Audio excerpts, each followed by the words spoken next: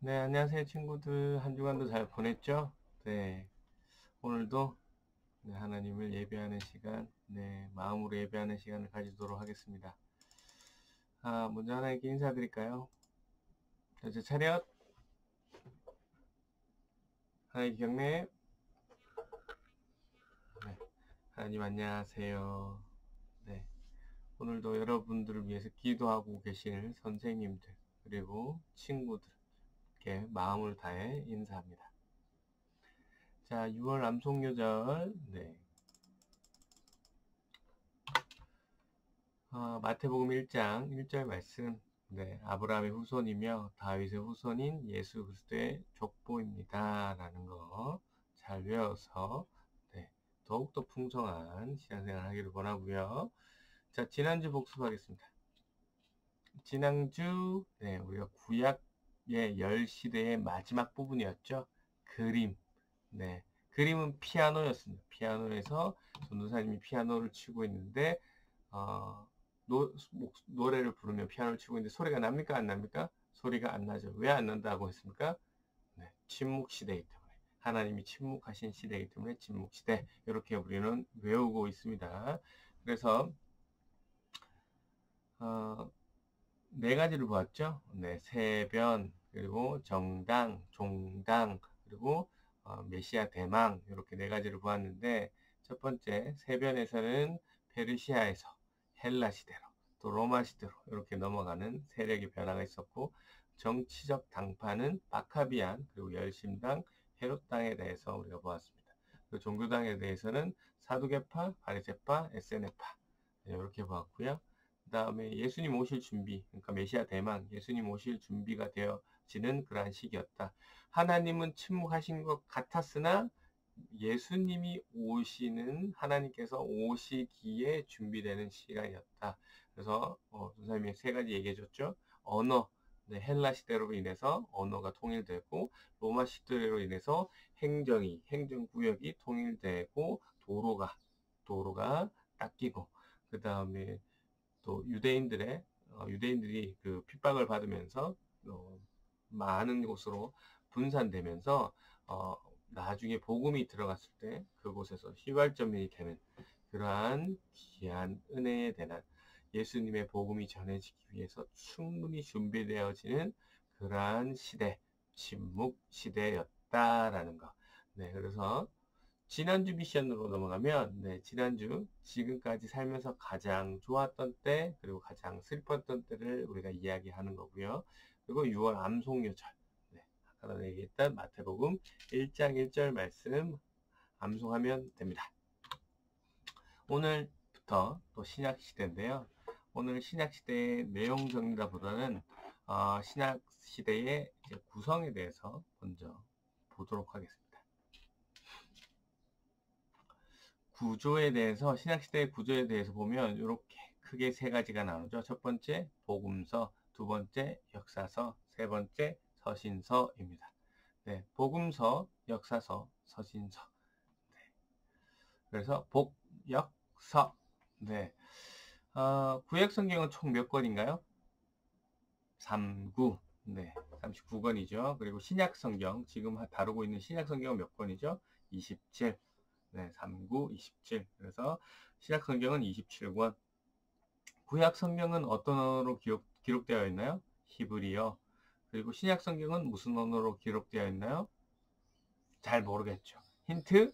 언어가 통일되었던 시기. 네, 헬라어. 네, 헬라식이 통일될 때 했죠. 그래서 여기서 헬라어에서 나중에 영어도 네, 나오게 됩니다. 네. 그래서 구약 성경의 내용은 창조부터 예수님이 오시기 전까지의 내용이라면 신약 성경의 내용은 예수님이 오시고 난 이후부터 또 종말까지의 이야기가 신약 성경의 이야기입니다. 구약 성경은 또 복습하는 겸 얘기하면 구약 성경은 총 5가지로 나눴죠. 네. 제일 처음에 전사님 쉽게 외우게 역시 선생님, 역사서, 서신서, 역사서, 시가서, 선지서 이렇게 나누고 역사서 앞에 모세오경이 붙고 또 서신서가 대서신서, 소서신서 이렇게 5가지로 나눠서 12, 5, 5, 12, 5, 5, 12라고 전사님이 이야기했었습니다. 자, 요 복음서, 신약성경의 3가지 장르, 복음서, 역사서, 서신서인데 특징이 뭐가 있을까요? 공통점.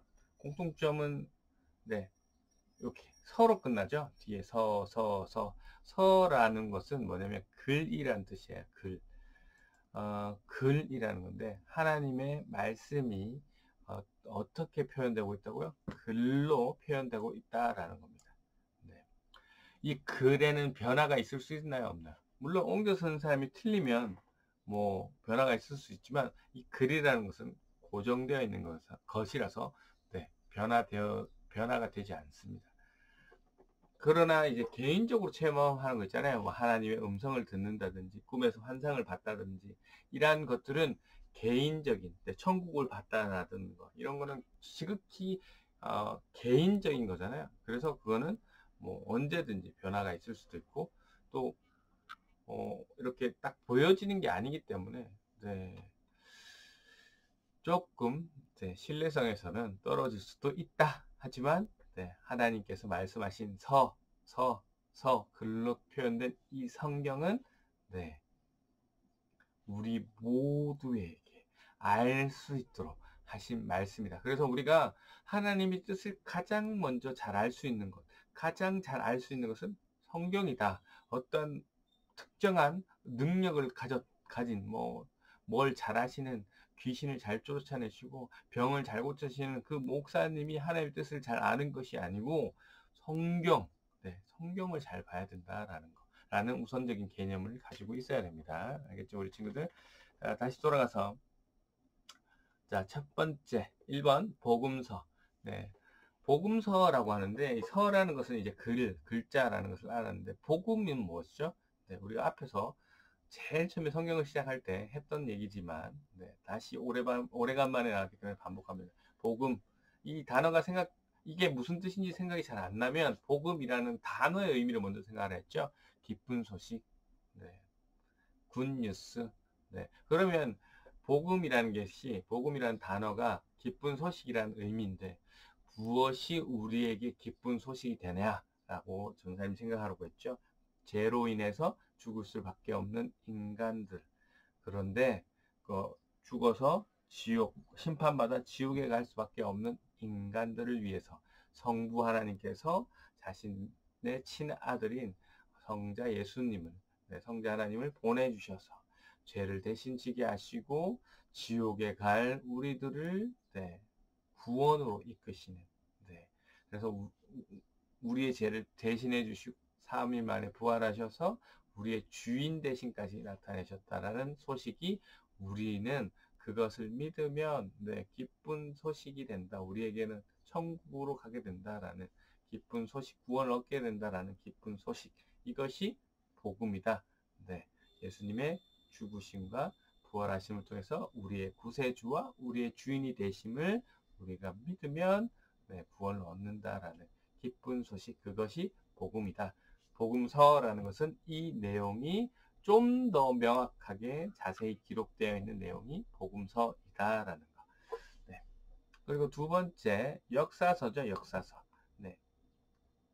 역사서라는 것은 이제 사전적 의미로 보면 인류 사회의 변천과 흥하고 망하고의 과정 또는 그 기록을 적은 것을 역사서, 어떤 사물이나 사실이 존재해온 연역, 내역 이런 것이 역사라고 합니다. 그래서 신약 성경에는 역사서가 몇 권 있을까요? 한 권 있습니다. 한 권밖에 없기 때문에 외워두면 좋겠죠. 사도행전, 사도행전입니다. 마지막으로 서신서. 서라는 것이 글이라고 했고 서신이라는 뜻은 뭐냐면 글써 믿을 신이라고 해서 글써 믿을 신, 믿을 만한 글. 무엇을 얘기하냐면요, 편지를 얘기합니다. 편지. 그래서 편지를 모아놓은 글이구나라는 것을 우리가 알 수 있죠. 이 서신서는 총 몇 권일까요? 복음서는 앞에서 선생님 얘기 안 했지만 4권 있습니다. 마태복음, 마가복음, 요한복음, 누가복음. 네. 순서대로 마태, 마가, 누가, 요한 이렇게 네 권이 있고요. 아까 전사님이 역사서는 몇 권 있다 했죠? 네, 사도행전 한 권 있다 했죠. 그러면 서신서는 몇 권일까요? 미리 생각했으면 잘한 거지만, 네. 어떻게 생각해야 되냐면, 네, 신약은 총 몇 권이다? 27권이다. 그래서 27에서 4권, 한 권 더해서 5권을 빼면 22권이다. 아, 편지로 쓴 성경은 22권이구나, 라는 걸, 네, 대답한 친구들은 달란트 주도록 하겠습니다. 그래서 여기 서신서의 특징이라고 할 수 있는데, 가장 많이 쓴 사람이 있어요. 이 서신서의 내용을. 뭐 다양한 서신서들이 많지만 요 정도만 외워주면 좋겠습니다. 바울. 네. 서신서의 내용을 가장 많이 쓴 사람 바울. 이것을 표로 보면 빠밤 이렇습니다. 네.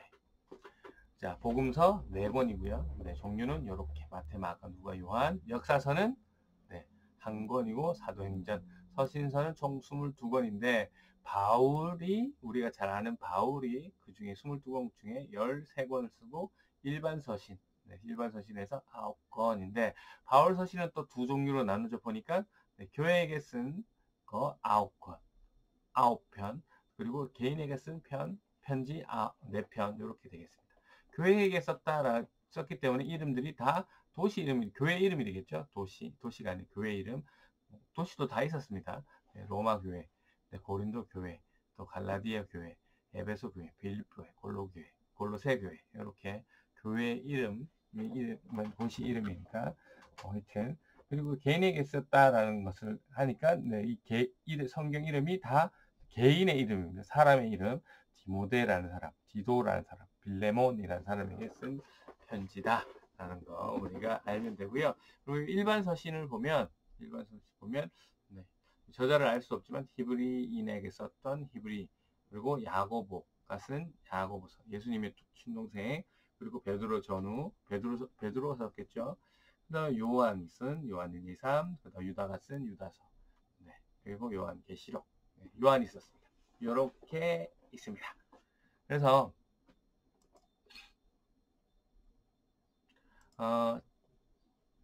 다시 한번 정리를 하자면 신약 성경은 총 몇 권? 27권. 신약 성경에는 몇 장르로 나눈다? 3장르로 나눈다. 3장르의 이름은 복음서, 역사서, 서신서, 복역서. 그래서 복음서는 4권, 역사서는 1권, 서신서는 22권. 서신서를 가장 많이 쓴 사람은 바울. 네. 그리고 역사서의 종은 1권밖에 없는데 이름은 사도행전. 그리고 복음서의 복음이라는 뜻과 네 가지, 복음서가 4가지라는 거. 그래서 구약 성경과 신약 성경에 나눠진 이유는 딱 하나입니다. 뭐죠? 예수 그리스도의 오심이죠. 어떤 사건을 통해서 어떤 글의 내용이 앞과 뒤가 구분되어졌다라는 것은 그 사건이 어마어마한 사건이라는 것이죠. 그만큼 중요한 사건이라는 것이죠. 네, 예수님이 이 땅에 오신 사건 어떻다라는 얘기예요? 아주 중요하다라는 것이죠. 네.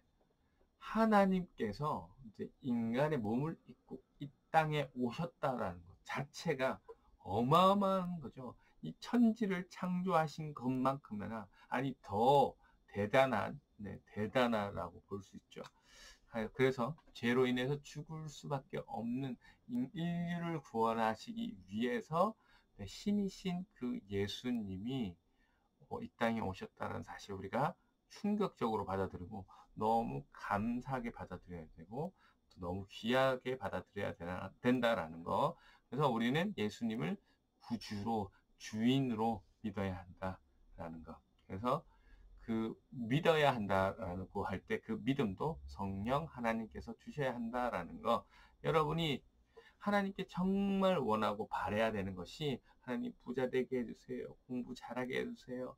뭐 건강 주세요. 부모님과 행복하게 오래 살게 해주세요. 라는 등의 많은 소원들이 있겠지만 그런 것들 다 버려도 요거 하나는 꼭 가지고 가야 돼요. 하나님을 믿게 해주세요. 하나님을 믿는 믿음을 주세요. 이거 하나면 끝나는 거예요. 앞에 전사님 언급했던 것은 다 이 땅에서 하고 없어질 친구들이고, 네, 전도사님 이야기했던 D 한 개 하나님을 믿는 믿음을 주세요라는 것은 우리가 앞으로 영원히 존재할 곳에 가기 위한 그러한 믿음이기 때문에 여러분이 꼭 해야 되는 기도, 여러분이 꼭 가졌으면 하는 것, 하나님을 믿는 믿음, 예수님을 나의 구주로 주인으로 믿는 믿음. 그래서 우리는 영원한 이 천국을 사모하면서 언제나 소망하며 그것을 위해 기도하는 여러분이 되었으면 합니다. 이번 한 주간도 주어진 자리에서 하나님을 기억하고 하나님의 자녀로서 어떻게 살아야 될까를 고민하고 또 살아내는 그러한 우리 주일학교 친구들이 되기를 주님의 이름으로 축원합니다. 이번 주 미션 나갑니다. 빠밤.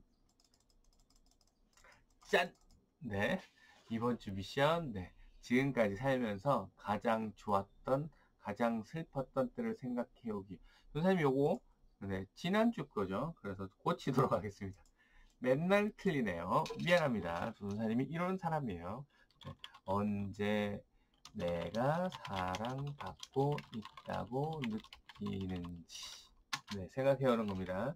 언제 내가 사랑받고 있다고 느끼는지 생각해서 발표하고요. 성경송 애호기 이어서 나갑니다. 사무엘 상하, 열왕기 상하, 역대 상하, 에스라, 느헤미야, 에스더. 이렇게 외우면 전사님이 아주 칭찬하면서 달란트를 선물로 주도록 하겠습니다. 오프라인으로 예배를 드리는 친구들도 있고 지금 또 온라인으로 예배를 드리는 친구들이 있습니다. 어디에 있든지 마음만은 하나님께로 향하고 함께 해야 된다는 사실 잊지 말고 주어진 자리에서 한 주간도 잘 보내길 바랍니다. 안녕. 사랑해요, 우리 친구들.